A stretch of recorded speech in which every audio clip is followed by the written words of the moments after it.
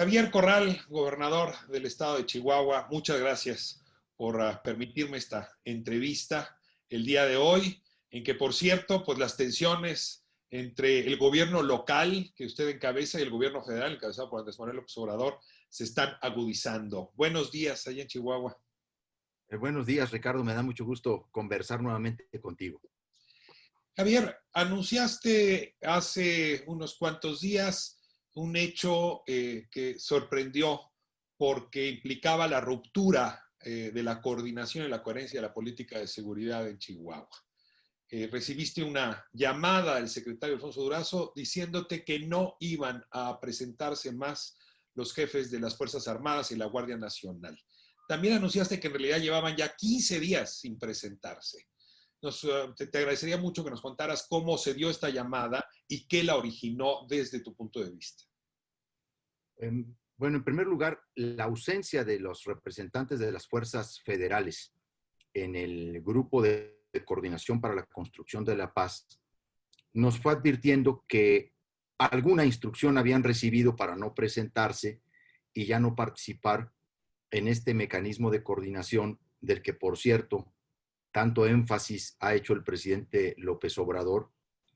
Y fue que recurrí, como siempre, directamente al secretario Alfonso Durazo para preguntarle cuál es el motivo, si efectivamente hay una decisión de retirarse de la mesa de coordinación, porque obviamente, pues, los mandos locales, que son muy disciplinados, son además gente muy profesional, pues mantienen un cierto nivel de hermetismo en la respuesta directa a nosotros.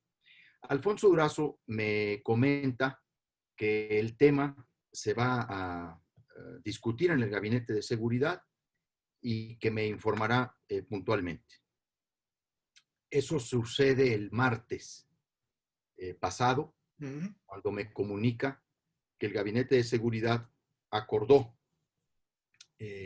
abandonar la mesa de coordinación, reunirse por separado en la quinta zona militar para atender el ámbito exclusivo de sus funciones y competencias. El motivo expreso que me escribió Alfonso fue en el sentido de que las críticas del gobierno del Estado a la presencia de la Guardia Nacional en La Boquilla había generado un ambiente de confrontación que ellos buscaban evitar en lo más posible. ¿Reconoces alguna crítica que funde este argumento? Ninguna, Ricardo. En realidad nosotros siempre hemos expresado un reconocimiento a la Guardia Nacional, incluso un agradecimiento permanente. Yo tengo una extraordinaria opinión del comandante de la Guardia Nacional a nivel nacional, el general Luis Rodríguez Bucio. Tenemos una gran interlocución. Me parece que es uno de los militares pues con más conocimiento o más cercano conocimiento de las tareas de seguridad pública. Con él yo he tenido intercambios muy provechosos, muy útiles. Nunca hemos hecho una descalificación.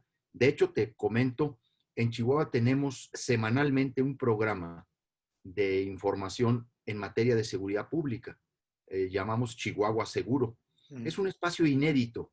Yo no sé si alguna otra entidad en el país lo realiza, donde nos presentamos el gobernador del estado, el fiscal general del estado, el delegado de la Fiscalía General de la República, el comandante de la zona militar, el secretario de Seguridad Pública del Estado y el comandante de la Guardia Nacional en el Estado, para informar de nuestros resultados, los avances, las acciones conjuntas.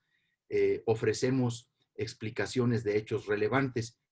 Mira, nosotros hemos tenido con las fuerzas de seguridad federal, en este nuevo gobierno federal, una sinergia real de colaboración. Hay mucha confianza entre nosotros. ¿Cuándo fue la última vez? ¿Qué es lo que al parecer molestó al presidente de la República? Directamente a él.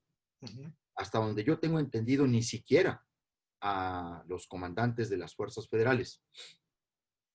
Tengo la impresión por lo que me comenta Alfonso en este comunicado, en este mensaje, que se trata de una propuesta que yo le hice al presidente López Obrador tras los hechos del 8 de septiembre en La Boquilla, cuando le pedí que desmilitarizáramos el conflicto, que en lugar de que la Guardia Nacional estuviera en la presa La Boquilla, la reubicáramos a Ciudad Juárez, a una importante y esencial función y tarea que es la de combatir la delincuencia organizada. Además, coincidía con dos hechos irrefutables. Uno, un incremento significativo de elementos de la Guardia Nacional en el Estado, que se fueron trasladados desde otras entidades para custodiar las presas, y coincidía también con una petición que llevamos haciendo más de un año al gobierno federal para incrementar el estado de fuerza en Chihuahua, pero particularmente en Ciudad Juárez. Toda vez que en Juárez se concentra el 7% de los homicidios dolosos que se producen por delincuencia organizada en nuestro país. Hacemos muchas cosas con muy poca gente. Se realiza un gran trabajo con muy pocos efectivos federales. Y esto fue lo que al parecer irritó. ¿No era, desde el punto de vista del gobernador, necesaria una presencia tan numerosa de Guardia Nacional y de fuerzas militares en La Boquilla? ¿Cuál fue el argumento que le entregó al presidente para desmilitarizar ese conflicto? Que la solución tenía que ser eminentemente política, que debía ser un espacio de negociación y de diálogo real. El problema radica, Ricardo, en una escalada de desinformación, de prejuicios y de mentiras. Yo quisiera platicarte un dato anecdótico, pero que ilustra de una manera terrible cómo se conduce el gobierno federal en temas muy trascendentales. El presidente de la República fue informado a principios de febrero de este año que agricultores de Chihuahua querían extorsionar al gobierno de la República con 6,000 millones de pesos a cambio de extraer agua de las presas. La información no se la transmitió cualquier persona. Fue la mismísima directora de Conagua, la doctora Blanca Jiménez, quien le dijo al presidente que estaban ante un chantaje. El presidente, en un desplante, al día siguiente mandó al ejército a La Boquilla para iniciar el desfogue de la presa, que luego yo logré parar. A ver, ahí déjame detenerte. Yo te entrevisté en febrero, justamente, y venías, en esa entrevista, venías de visitar a la directora de Conagua y me manifestaste a la audiencia, manifestaste satisfacción con la negociación que habías logrado y transmitiste, en ese momento lo recuerdo bien, acuerdo con el presidente de la República en la ruta para pues, desinflamar el conflicto que se estaba gestando. ¿Qué pasó de febrero para acá para que esto se haya descompuesto tanto? Porque tengo tus palabras registradas con satisfacción en esas fechas. Yo te diría que no te he dado todavía el dato más importante. No se trataba de 6,000 millones de pesos. Uno de los agricultores en esa reunión o en una reunión que hubo con directivos de Conagua había señalado que Chihuahua entregaba a Sonora y a Sinaloa 6,000 millones de metros cúbicos de agua y que por lo tanto estas dos entidades debían por lo menos pagarle algo de derechos ambientales a Chihuahua. Luego al presidente se le dijo que eran 6,000 millones de pesos que querían del gobierno federal. Luego el presidente decidió militarizar el conflicto. Cuando se aclaró la información de esta reunión que yo comenté, nunca se rectificó en la mañanera. En la mañanera se siguió insistiendo en que los agricultores querían extorsionar al gobierno federal. Y desde entonces, desde el día 4 de febrero, el presidente de la República calificó el movimiento con tintes políticos y ya nunca lo sacó de ahí. En esa narrativa fue muy difícil ir construyendo, pero no solo eso. El gobierno de la República encargó la negociación, la interlocución, el tratamiento del asunto al subsecretario de Seguridad Pública, a Ricardo Mejía Verdeja, que pues ahora lo podemos ver todos estos días, así como se conduce en público, exactamente así como lo ves tú, hacer esas descalificaciones, esas afirmaciones calumniosas, la reducción de sus argumentos, los medios mirajes con los que trata a las personas, así se conduce también en lo privado. O sea, incluso es un poco peor. A él se le destinó toda la negociación estos meses. Aquí jamás han actuado instancias de negociación política. Por ejemplo, la Secretaría de Gobernación nos convocó a una reunión el 3 de diciembre del año pasado y creo que se volvió a aparecer hace una semana convocando a presidentes municipales del PRI para montar un show de diálogo y de supuesto acercamiento. Ninguno de los alcaldes de la cuenca del río Conchos estaba ahí, ni siquiera los del PRI. Entonces, se le fue cargando a este tema una narrativa intentando deslegitimar a toda costa la preocupación de los agricultores, que en efecto no era tanto del actual ciclo agrícola, porque ese estaba garantizado, sino del siguiente ciclo agrícola. Y nosotros siempre ofrecimos al gobierno de la República una intermediación. Incluso yo me comprometí, como lo he cumplido, a apoyar a que México pagara el tratado y que Chihuahua contribuyera y aportara a eso. Y ahora te doy los datos, porque luego también hay mucha desinformación y Sí. hay muchas mentiras. Y el gobernador nunca se ha negado a pagar lo que implicó el Tratado de 44.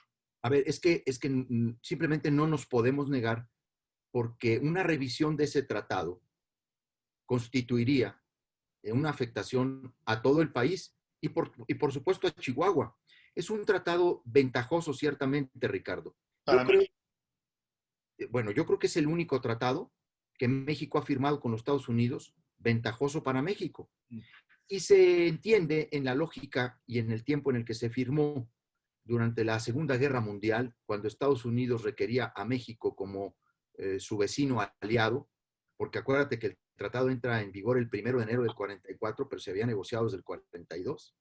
Entonces, ese tratado es benéfico. Yo dije que nunca vamos a arriesgar al presidente ni al país a una tensión innecesaria con Estados Unidos, pero Chihuahua tiene que contribuir como realmente pueda, porque en ninguna parte del tratado se establece un porcentaje a cada entidad. Eso es falso. El presidente de la República una y otra vez repite un dato que es falso, que Chihuahua tiene que aportar determinado porcentaje. Eso no es cierto porque el cumplimiento del tratado depende de escurrimientos naturales producto de la lluvia. Y hay quinquenios en donde nos llueve para regalarle a todo el país y hay quinquenios en donde no tenemos ni para tomar agua. A ver, Chihuahua en distintas épocas ha aportado el 3% de la asignación de México al tratado y en otros quinquenios ha aportado el 85%. Históricamente, Chihuahua aporta poco menos de la mitad. Y en los últimos 10 años, según datos de Conagua, el estado de Chihuahua aporta el 38%. Este año, Ricardo, en el que el presidente reprocha que no hemos colaborado, que nos acusa que nos hemos opuesto al pago del tratado, en un escenario de extrema sequía en el estado, nos ha llovido 4 días, Ricardo. 4 días de un periodo de lluvias que empieza el 20 de julio y termina en octubre. Por eso la preocupación de los agricultores para el ciclo que sigue. Hemos entregado el 42%, Ricardo, de toda la cuota que México paga a los Estados Unidos. Pero el presidente, faltando a la verdad, porque no puede decirlo de otra manera, dice que Chihuahua solo ha aportado el 45% de lo que le corresponde. O sea, cree que nos corresponde pagar el 84% del tratado. pues eso es una barbaridad, Ricardo. Pero se han metido en una narrativa en donde han buscado ir minando cualquier inconformidad, cualquier criterio discordante o diferencia, primero con los agricultores y luego con el gobierno del estado. A ver, es clarísimo que pasaron de una narrativa para descalificar a los agricultores ahora al gobierno de Chihuahua, que hemos sostenido que pues ya no, materialmente ya no podemos sacar más de lo que puede salir del granero. La obra de toma son 22 metros cúbicos por segundo. De aquí al 24 de octubre vamos a entregar otros 60 millones, más los posibles escurrimientos que vinieran de una eventual lluvia. Más de eso Chihuahua no puede aportar. ¿Y qué dijimos? Pues que tenía que ser administrado el almacenamiento de otras presas internacionales. Déjame tocarte un tema rápido. Entiendo que hoy el presidente anunció la renuncia de varios funcionarios de Conagua. Así es. Yo justamente te quería preguntar por Conagua, que pues tradicionalmente, aunque es un órgano técnico, ha desplegado virtudes políticas cada vez que un conflicto de este tipo se da. Y mira que tenemos muchas cuencas con conflictos en el país. El agua siempre es un tema político, no solo técnico. Y ahora veo que el presidente despide a 6 subdirectores de Conagua, argumentando que están ligados con partidos de oposición.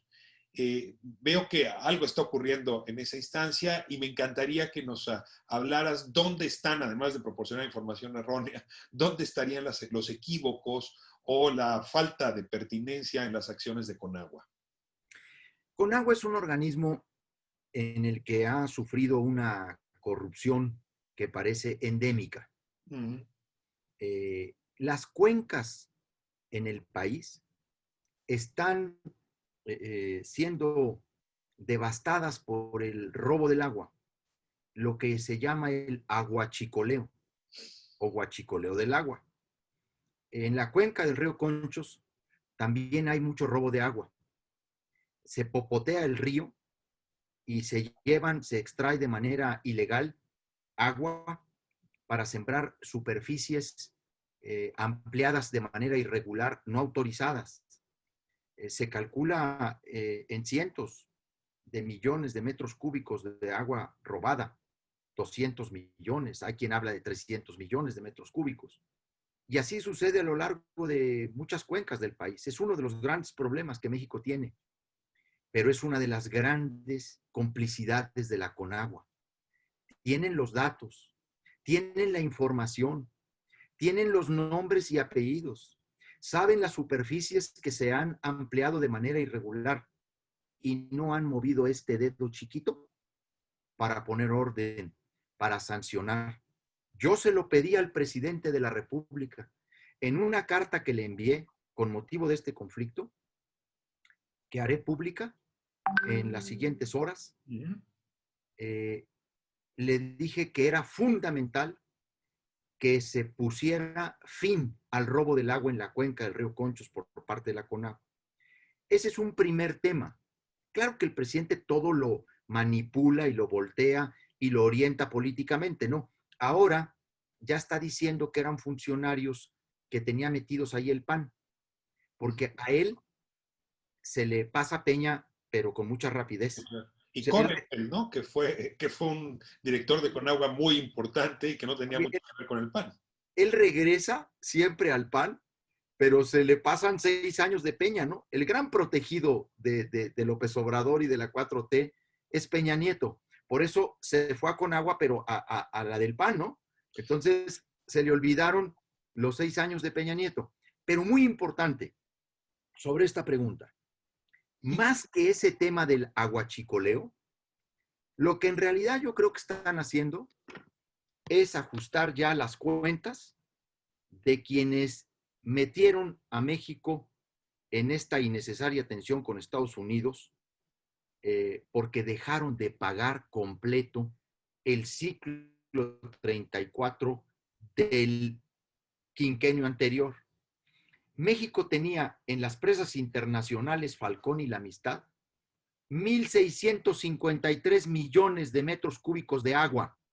En el granero, los chihuahuenses teníamos 240 millones de metros cúbicos de agua. Y a Conagua se le olvidó pagar completo el quinquenio y quedamos a deber 323 millones de metros cúbicos. A ver, si entiendo bien, esta renuncia es una suerte de reconocimiento a una mala gestión de Conagua. A Sin ver, embargo, no pide la cabeza de la directora, sino de 6 subdirectores, y se les descalifica porque estuvieron en administraciones previas, que es difícil que un burócrata, digamos, tan especializado como los que tiene Conagua no haya estado en sexenios anteriores, por cierto. bueno, porque el argumento volverá a ser político, porque todo es político, porque todo lo adereza ideológicamente. No la doctora Jiménez, porque aunque ha tenido un manejo muy deficiente en esta interlocución con los agricultores, no le es propio la pericia política, sobre todo con un sector tan complicado como son los agricultores y los productores. Ella, por lo que yo entiendo, salvo este comportamiento al que pues yo creo que los someten, ¿no? Les dicen hay que decir esto y tienen que decirlo. Ella es una biografía, hasta donde yo tengo entendido, una técnica muy preparada y una persona honesta. Yo tengo esa impresión. Sin embargo, Pero Javier, ¿cómo entender este error de hablar de 6,000 millones de metros cúbicos y pasar a hablar de 6,000 millones de pesos? Perdón, pero es que ese un error no lo comete un buen técnico. a ver, es que al final de cuentas ella se nutre de ese equipo que acaban de defenestrar. Ya. Pues ellos, así como ella le calentó la cabeza al presidente, pues a ella se la calentaron otros de ahí mismo. Uh-huh. Ahora, estas renuncias es el ajuste de cuentas a quienes dejaron de pagar el quinquenio en el ciclo 34, cuando se trataba de un papelazo en el 2015, teniendo 1,600 millones de metros cúbicos, tú firmas un papel y le dices, oye, de lo que falta, estos 323, tómalos de ahí mismo y ya quédate con esa agua. Era como se dice, literalmente un papelazo. Ahora, el presidente habla de huachicoleo y de robo del agua, pero en 2 años no han hecho nada frente a este fenómeno. ¿Por qué? Porque ahí hay efectivamente intereses, pero de todos los partidos, Ricardo. De todos los partidos. A ver, hay gente de todos los partidos. En el movimiento de Chihuahua participan agricultores que pertenecen a distintos partidos. Y algunos de esos agricultores, como es natural que lo haya en una cuenca tan extensa como esta, pues hay presidentes municipales, síndicos, diputados que son agricultores. Oye, si tú vives en una zona de agricultura, pues creo que tu principal actividad es la agricultura. Ahora, ¿cómo ha querido traducir el presidente López Obrador el problema del agua en Chihuahua? Primero, como una disputa de potentados por el agua, de terratenientes, ¿no? De nogaleros, ¿sí? Uy, son los que se llevan el agua de Chihuahua,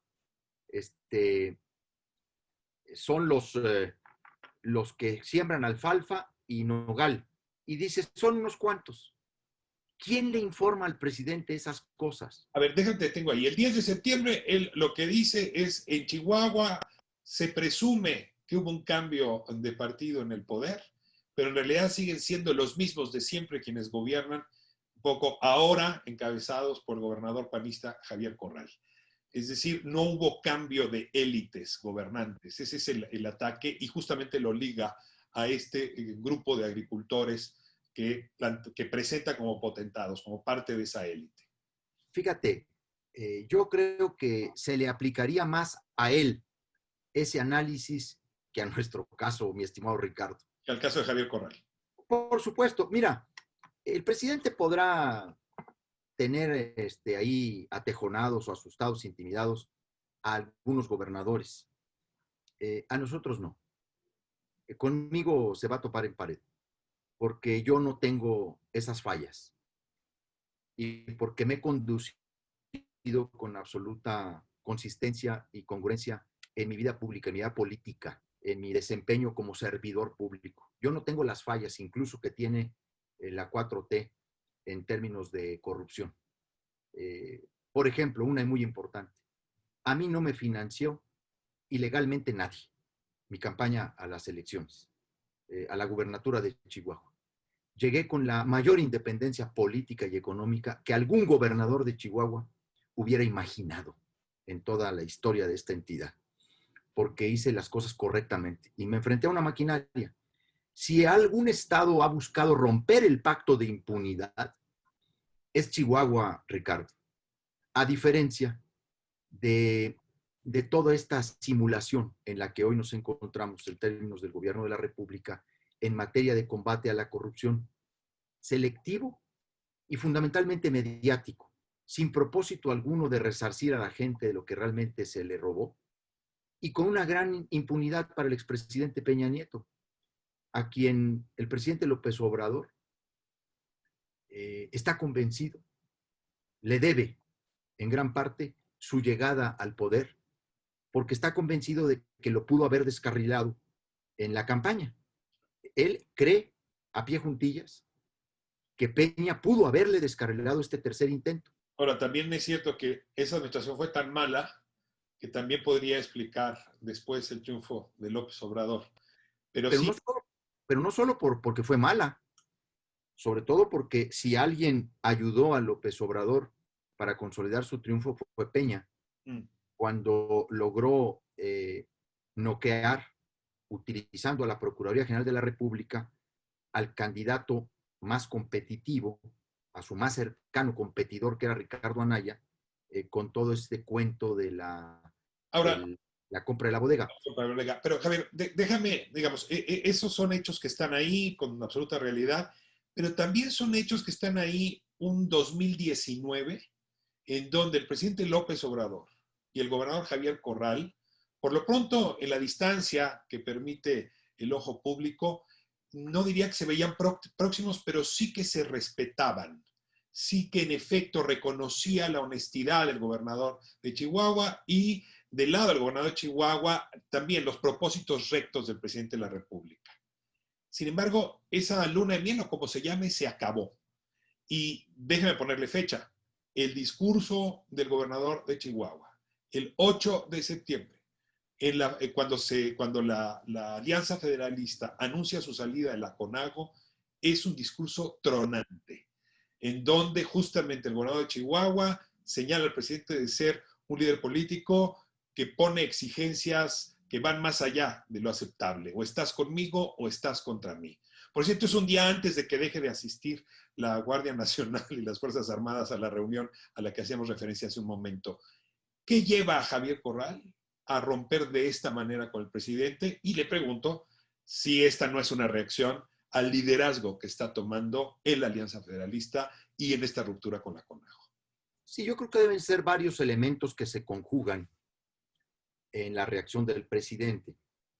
El discurso del 8 de septiembre, o del 7 de septiembre, ya no me acuerdo, es una respuesta a todo un abandono, una ausencia, un desdén, una indiferencia del gobierno federal con Chihuahua en medio de dos grandes crisis, la crisis sanitaria y la crisis económica.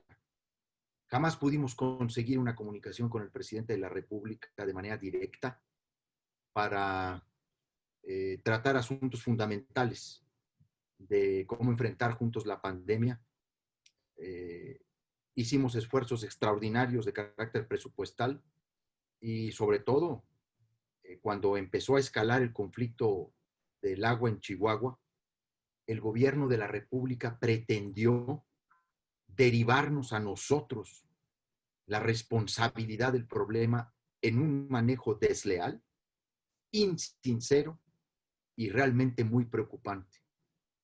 Yo llegué a suponer que querían desestabilizarme el Estado, porque a quien le tomaron casetas, le quemaron instalaciones, a quien le bloquearon las carreteras, fueron nosotros, afectándonos considerablemente los intereses. El presidente, impávido ante ello, les pedí colaboración que me ayudaran a enfrentar el problema para cumplir juntos el compromiso, y hubo silencio. Bueno, Pedí hablar silencio con del el... presidente, de la secretaria de Gobernación, del secretario de Relaciones Exteriores, del secretario de Agricultura, del secretario de Seguridad, de todo el gabinete, o haría usted distinciones y matices? Bueno, la Secretaría de Gobernación solo existe en el directorio telefónico del gobierno de la República, pero ni siquiera para contestar el teléfono. Puedes cerrar hoy mismo la Secretaría de Gobernación, Ricardo, y no pasa nada. El, el presidente fue quien no nos contestó. Eh, Siempre fueron dándole largas otros funcionarios a propuestas nuestras. Yo le envié varios mensajes al presidente de la República. Entonces, pero luego también hay que decirlo con toda claridad, porque esto le va a pasar o le va a ir pasando a todo aquel, aguas con lo que voy a decir, que decida tener su propia visión de las cosas y que exprese su propio punto de vista. Una relación cercana con el presidente de la República, en términos, ya no digamos amigables, institucionales, solo se puede mantener en este gobierno bajo la base de la incondicionalidad, del sometimiento, porque así como quiere obediencia ciega de sus colaboradores, concepto muy parecido al de las dictaduras cuando pedían obediencia debida, así también quiere incondicionalidad de los gobernadores y nos quiere acríticos, viendo el pésimo manejo de la crisis sanitaria, viendo el pésimo manejo de la crisis económica, viendo en riesgo libertades fundamentales en el país. ¿Cómo callarse, Ricardo? ¿Cómo guardar silencio cuando ves que el presidente está en una dinámica autodestructiva del entramado institucional democrático de México, incluidas las libertades políticas, como la de expresión, como la de información? ¿Cómo te puedes hacer de la vista gorda sin traicionar tu propia formación, carrera, biografía, lucha política? Y el presidente no quiere que se le difiera. ¿Estás con él o estás contra él? Y él nos fue mandando a este bando en el que ahora ya formalmente nos ha ubicado. Dijo ya que el gobernador de Chihuahua se opuso al cumplimiento del tratado. Es más, regresó a su antigua narrativa de campaña con nosotros. Cuando andaba de candidato y llegó a Chihuahua, dijo que en el estado lo único que se había hecho era pintar las casetas de color azul. Correcto. Ahora de presidente, 2 años después, recuperó el discurso de campaña contra nosotros, pero ahora lo lanzó desde la tribuna de la presidencia de la República. Ahora, una cosa es utilizar el discurso y otra cosa es utilizar las herramientas de la política. La herramienta más sensible que tiene este país, en efecto, es la política en materia de seguridad, o déjame ponerlo en dos términos, la política en materia de pacificación del país. Y desde luego de pacificación de Chihuahua, que ha sido una de las entidades que más ha sufrido. El arranque hablabas ya de Ciudad Juárez. Sí es, desde mi punto de vista, un paso muy riesgoso el que se está tomando de quebrar la coordinación entre la Federación y las entidades federativas. Es un muy mal mensaje para los grupos de crimen organizado, o más bien un buen mensaje para su negocio, y es un pésimo mensaje para la población en general. Es decir, si lo pusiera en términos más coloquiales, con eso no debería jugarse, Javier Corral. Esta decisión del presidente López Obrador es un desplante autoritario y debiera ponernos a pensar y a reflexionar con más profundidad, como la que lo estás haciendo, del significado de ese hecho. Porque apostaría por un socavamiento del acuerdo institucional.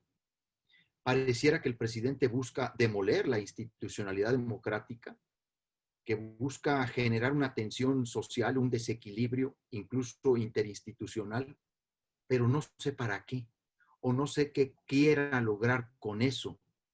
¿Pero Lo que podría sí, ser la ruptura del pacto federalista o la ruptura del pacto constitucional? es que el pacto federal se sostiene sobre la base de la cooperación y la coordinación en actividades esenciales, en el que la seguridad pública se constituye en una de las estratégicas para el Estado nacional, ni más ni menos. El ámbito en el que lo que se protege es la vida, la integridad, el patrimonio de las personas. Y cuando esa colaboración se limita, se condiciona o se niega en un asunto tan sensible para la sociedad, el pacto federal pierde sentido. Me parece que de ahí no solo el carácter autoritario, sino vengativo de la decisión, porque se produce por la postura que el gobierno de Chihuahua ha asumido en torno del tema del agua, tema en el que además de haber colaborado y haber contribuido y haber hecho muchos esfuerzos para conciliar, se nos castiga porque diferimos de la parte final de cómo arreglar el problema. De la ¿Y militarización. cuál es la parte final? Que a Chihuahua no le llovió y que nadie está obligado a lo imposible. ¿Cómo justificar que tú vacíes las presas del Estado porque vas a pagar el tratado cuando tienes agua en las presas internacionales y en otras presas del país? O sea, se empecinó el presidente y entonces está mandando con mucha claridad un mensaje de lo que es capaz. ¿Por qué? Porque hasta hace cierto tiempo, estos 2 años, ha sido fundamentalmente una narrativa de odio, de discordia, de ese espíritu que habita en él, que lo supera, lo domina, que es el espíritu de la revancha. Porque él nunca ha podido vencer, aún teniendo muchos esfuerzos por hacerlo, el espíritu de la revancha que habita en él. Le gana ese espíritu. Él puede tener un approach, una aproximación en lo cercano muy buena, pero luego recupera su conciencia de la venganza y se lanza. Entonces, eso ha sido una narrativa pues que ha polarizado mucho, que ha irritado, que ha complicado muchos ámbitos de la colaboración en la sociedad misma. No sabemos cómo va a reaccionar la gente porque el presidente va tocando muchos sectores cada vez más. Lo que sí te digo es que este es el primer hecho en términos del pacto federal en donde López Obrador lo que hace es asestar un golpe. Instruir al Ejército y a la Guardia Nacional que no asistan a las reuniones de coordinación sí es un asunto muy peligroso, porque eventualmente el Ejército y la Guardia Nacional tendrían que decirle al presidente que lo lamentan mucho, pero que ellos tienen una responsabilidad.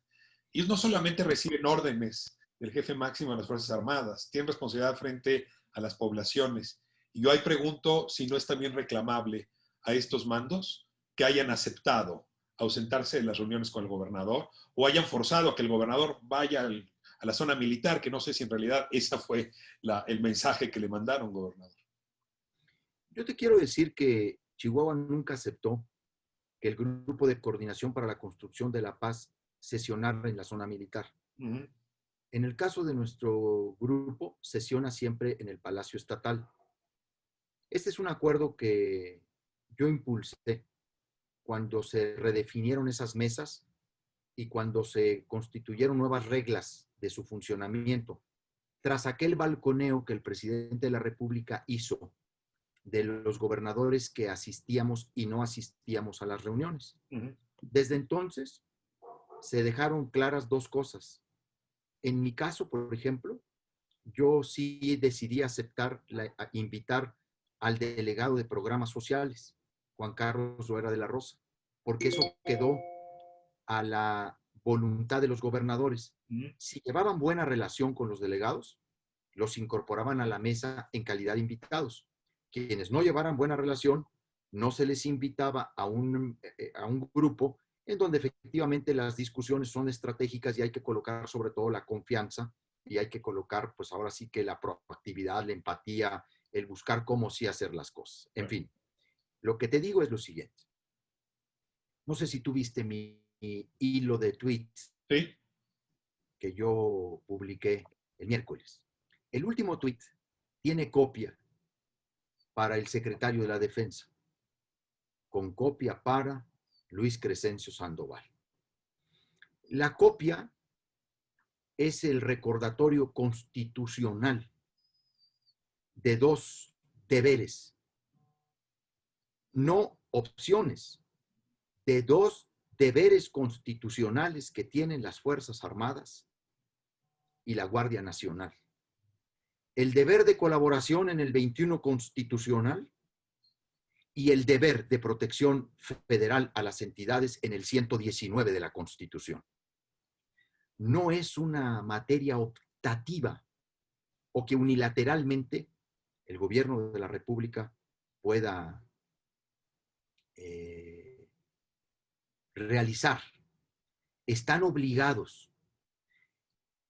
Y en ese tuit, en ese último tuit, yo hice una pregunta, Ricardo. Pues no que eran diferentes, no que no era lo mismo. Así actuó Peña con nosotros. Así actuó Cienfuegos con nosotros. El secretario de la Defensa también se metió a la política y nos retiró a las Fuerzas Armadas cuando detuvimos a Alejandro Gutiérrez, cuando después de esa detención se nos vino el mundo encima y nos condicionaron recursos y nos fueron cerrando llaves y nos quitaron la colaboración.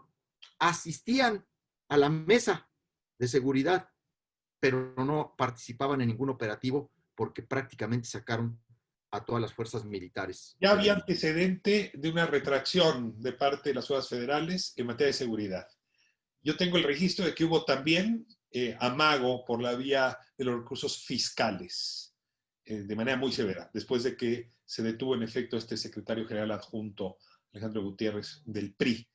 Pregunto si el gobernador Corral se espera que lo que siga sea también que la amenaza en materia de coordinación fiscal se cumpla, es decir, que hay un recorte a los recursos y a las participaciones federales, tal como ocurrió en la época de Peña Nieto. Oye, ahora sí que, como dice el chiste, nada más falta que nos quiten el carrito, ¿verdad? Porque, pues mira, Ricardo, el presupuesto de egresos de la Federación para el 2020 contempla ya un recorte del gasto federalizado del 5.5%. A ver, estamos hablando que solo el estado de Chihuahua, el recorte que está planteado en el presupuesto federal para el 2020 en los rubros de participaciones, aportaciones, convenios, que son recursos concurrentes con aportaciones de ambos niveles de gobierno, más ramo 23, todo ello, en términos reales, ya hay una afectación de 4.600 millones de pesos para el estado de Chihuahua. En plena recesión. A ver, en plena recesión, con las cargas que tenemos para enfrentar la pandemia, ya de entrada, ahí hay un claro recorte presupuestal represivo de las entidades. O sea, Es al conjunto de las entidades. Yo lo que me pregunto es si a Chihuahua en particular. Oye, todavía después de eso, que nos vayan a hacer un recorte o que... Mira, lo que yo creo que va a suceder, porque ya lo estamos viendo, pues es que se van a dejar de cumplir muchos de los compromisos, que además pues, nunca nos los han cumplido, la verdad. Nos han hecho algunos compromisos de apoyos la federación. Mira, si llevaron al tema de la seguridad pública la represalia, ¿cómo no lo van a hacer con el principal mango del sartén que tienen, que es el presupuesto? Es previsible. Hay además, otro mango que tienen en la mano. Además, es muy rencoroso, como tú lo sabes.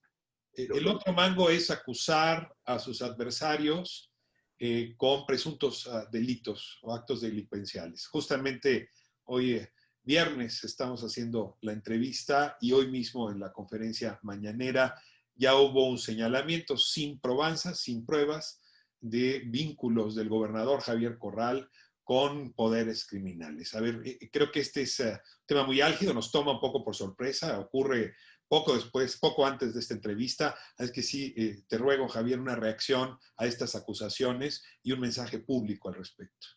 Pues fíjate que fue el subsecretario Ricardo Mejía Verdeja, este que te digo que ha sido el intermediario, el negociador del tema del agua, el subsecretario de Seguridad, el que más ha colocado una atención al problema con su narrativa, eh, también muy insidiosa como la del presidente, y ahora ha hecho una presentación muy ruin.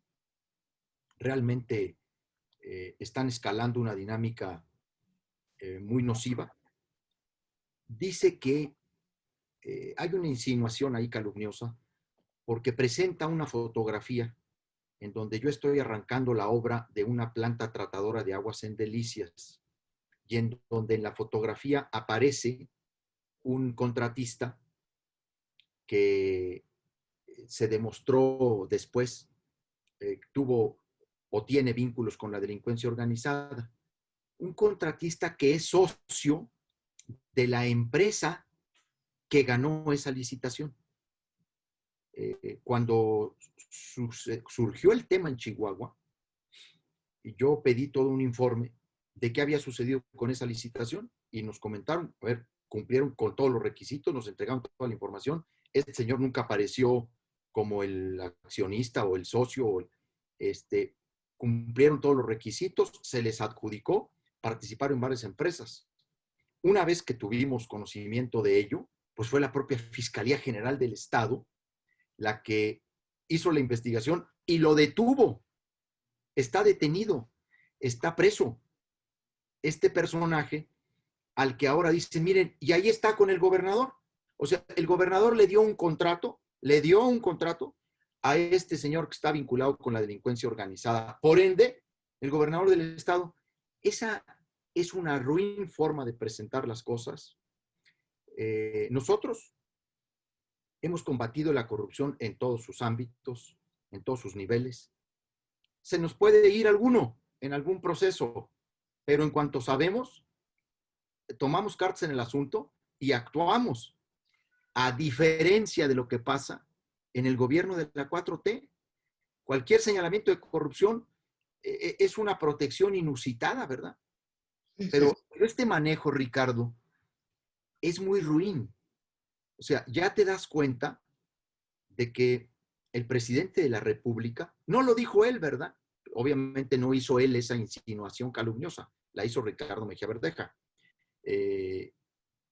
Pero el presidente es el que instruye, el que alimenta, el que alienta a que se hagan esas cosas. Ahora, Javier, hay algo que está ocurriendo en el país, además de la polarización, la fractura, los problemas económicos, los problemas sanitarios, que es de llamar la atención, y con esto quisiera cerrar, y es el adelantamiento de los tiempos. Sí, me ha tocado entrevistar y explorar los temas de Morena y claramente las tensiones que están viviendo en ese partido tienen que ver con adelantamiento de los tiempos, con la preocupación de que, por ejemplo, Marcelo Ebrard se vuelva candidato hacia el 24, pero no puedo dejar de ligar esa reflexión con respecto a Javier Corral, es decir, el papel preponderante en la política nacional que está tomando el gobernador de Chihuahua, el papel fundamental que tuvo justamente en el discurso de la Alianza Federalista, desde luego que el resto de los gobernadores han sido también muy vocales, pero su papel ha sido destacado.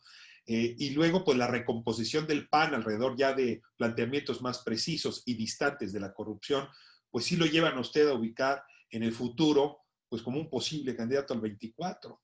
Y esto podría explicarse en esa lógica, o me estoy equivocando, su crecimiento político a nivel nacional no será el motivo por el que está enfrentando tanto ataque Javier Corral y también el gobierno de Chihuahua. A ver, más allá de una eventual candidatura a la presidencia de la República, en la que no estoy en eso, no estoy buscando serlo, pero en estas condiciones tampoco me descarto, para que nadie vaya a creer que no estoy consciente del grave momento político que vive el país. Si las condiciones se dieran, yo estuviera en aptitud, fuera un instrumento útil y por supuesto la vida y las condiciones me permite llegar, tampoco voy a andar diciendo que no. que no me gustaría. Claro que me gustaría, pero no estoy en eso. Estoy más en una conciencia de la necesidad de una oposición más organizada, más inteligente, más creativa, más propositiva, no contestataria, que no se asemeje al propio López Obrador en su narrativa o dinámica descalificadora. No estoy en eso, Ricardo, pero es evidente que López Obrador a mí siempre me ha visto como un competidor. ¿Por qué? Siempre. ¿Por qué Javier Corral un competidor más natural que otros? Porque sabe que a mí no me puede doblar o descalificar como lo hace con el conjunto o el común de los actores que porque me conoce, porque sabe que mi falla no es la deshonestidad. Puedo tener muchos defectos. Lo que el presidente está haciendo, Ricardo, está eh, tratando de disminuir, deslegitimar, descalificar a cualquier liderazgo que le haga la más mínima sombra Mm. o que represente el más mínimo equilibrio o contrapeso. No solo es un asunto de mezquindad política, es un asunto de concentración de poder. Es una dinámica en que el presidente quiere ser el poder por el poder y lo quiere hacer para afianzarse en el conjunto de las decisiones políticas que va a tomar en los próximos años. Y por eso se avientan el extremo de esta burda explicación de esta mañana en la mañanera, incluso el presidente diciendo que me opuse al cumplimiento del tratado. Oye, que incumplimos los acuerdos. Nosotros habíamos acordado con el gobierno federal que podían salir 117 millones de metros cúbicos de agua de las vírgenes. Los propios productores, 2 o 3 semanas antes, nos habían hecho esa propuesta, nos dijeron, pueden salir de ahí hasta 100 millones. Cuando el gobierno federal nos dijo, oigan, 117 millones, dijimos nosotros no tenemos ningún problema, nada más que lo vamos a administrar también con escurrimientos. Bueno, Chihuahua está aportando en este periodo, va a terminar aportando en este periodo casi 270 millones de metros cúbicos de agua. Entonces, el presidente sí quiere descalificarme, porque además sabe que a mí no me pueden sacar nada. Yo sé que me andan buscando. Me pasaron un tip. Yo creo que no les dieron información, por eso no presentaron nada hoy. Pero ayer un funcionario del gobierno federal, por ahora me reservaré su nombre, pero tengo elementos para probarlo, le pidió a uno de los subprocuradores, al del Aceido, si había alguna investigación en la Aceido en contra del gobernador Javier Corral. La instrucción bajó a distintos niveles del Aceido para que se informaran si alguien tenía alguna investigación en contra de Javier Corral. Se va a topar en pared López Obrador conmigo en esos temas. Más batido andará él y su hermano que un servidor. Y eso es algo que a él le molesta profundamente. Javier, en esta misma tónica y en este mismo hilo, y para cerrar, es difícil encontrar el tono de la oposición en estas fechas, porque si el gobierno pone un tono rijoso, sus opositores tratan de escalarlo en la rijosidad y en los argumentos extremos. Y de pronto uno se encuentra en esto que se llama la polarización, pues tratando de ver al país mientras mira a dos perros mordiéndose el cuello. Yo le pregunto a Javier Corral si ha pensado cuál es el tono óptimo para hacer una oposición inteligente, democrática y me permito decir hasta dialógica en el futuro. A mí me parece que lo que tenemos que empezar a hacer, lo digo pues con respeto, pero en términos de tu pregunta, hay que empezar a olvidar cada vez más de López Obrador y a interesarnos más por México y la manera en que debemos de recuperar al país a partir de propuestas específicas que contrasten las soluciones a los problemas.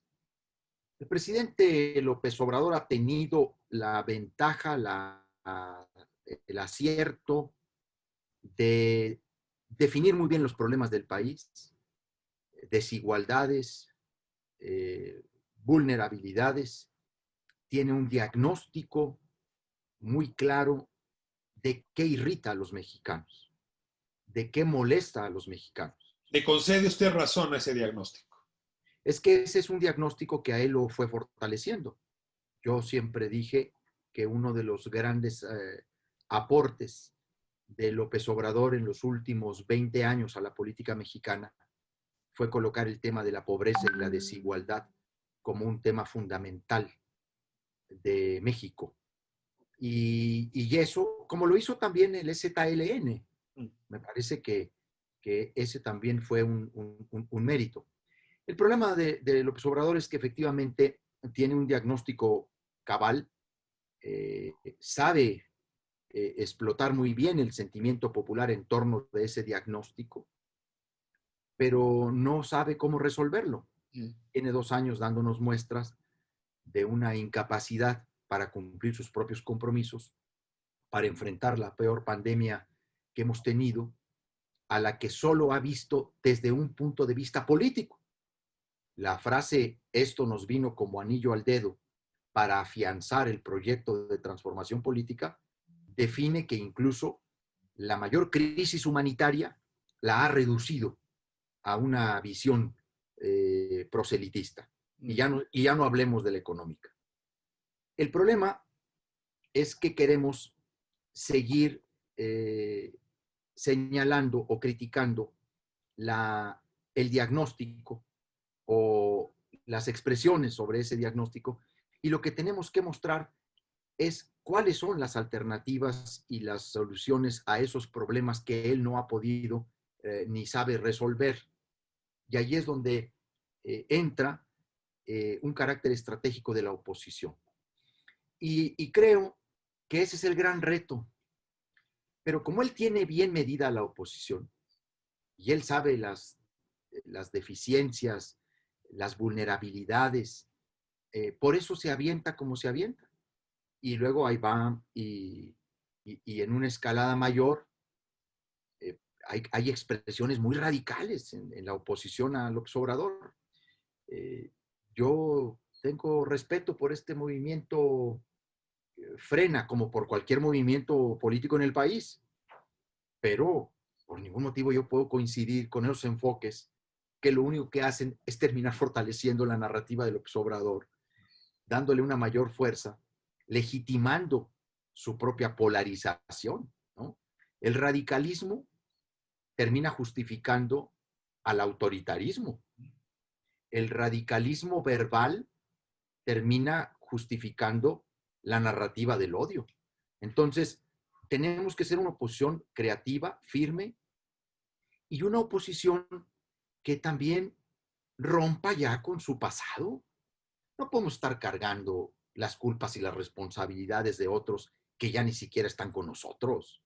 Tenemos que hacer un deslinde del pasado. Y mientras eso no suceda, él nos va a seguir vinculando con el pasado. Aunque tengamos acreditado que tenemos biografías distintas, hacemos cosas diferentes, trabajamos con honestidad y nos comprometemos con valores. Y lo más importante, yo creo, en el caso del PAN, es esa recuperación moral del propio PAN. Hay una frase que ha dolido mucho y que de entrada cuando la escucha uno, cuando yo se la escuché, yo estaba en el informe, en el primer informe del Obrador, ya estaba en primera fila, y cuando la escuchas, te cala, dice el presidente, la oposición está moralmente derrotada. Y es una gran verdad, pero es una gran oportunidad. Porque si esa que es una gran verdad se convierte en la principal estrategia, por ejemplo, del PAN, entonces ahí está la garantía de su éxito y de su triunfo de nuevo. Recuperar moralmente su fisonomía reencontrarse con sus principios, con sus valores, con su ética esencial, en un momento en el que vemos cómo se derrumba la ética presidencial, en el manejo de la palabra, por ejemplo, porque lo que está haciendo el presidente es una cosa brutal. Eh, ya no se está respetando ni siquiera ese sentido ético que debe tener el presidente cuando habla, ¿no? Falta a la verdad cotidianamente, miente sabiendo que está mintiendo, manipula la información sabiendo que la está manipulando, pero la oposición no quiere hacer de eso un contraste y yo creo que ahí es donde yo digo, el PAN tiene que recuperar su ética fundamental, no puede seguir coexistiendo con la corrupción o con los corruptos. Sí, tiene que lanzar candidatos muy competitivos, sí, claro que sí, todo eso y más, pero fundamentalmente intachables. Candidatos que no sean vulnerados por sus faltas acreditadas en colusiones corruptas o en connivencias corruptoras. El PAN no se puede seguir haciendo de la vista gorda de fenómenos de corrupción en medio de la 4T, que no es más que un discurso en contra del PRIAN y de todo eso. Ahora, Javier, lo que estás planteando es impecable. Sin embargo, no sé si otra vez estamos ante un buen diagnóstico con una enorme dificultad en los cómo. Porque Sí, pues, los sobre todo, camellos dan camellitos y los actuales dirigentes del PAN están vinculados con los anteriores dirigentes del PAN. Incluso parecía que mientras más jóvenes, más vinculados con los más viejos y sus peores prácticas.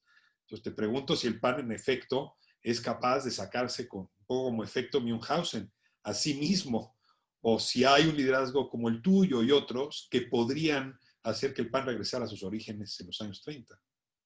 yo lo que haré en el ámbito de mi competencia ahora, que es el gobierno, buscaré entregar las mejores cuentas como una manera de contribuir a, a esa acción ejemplar que tiene que ser el PAN.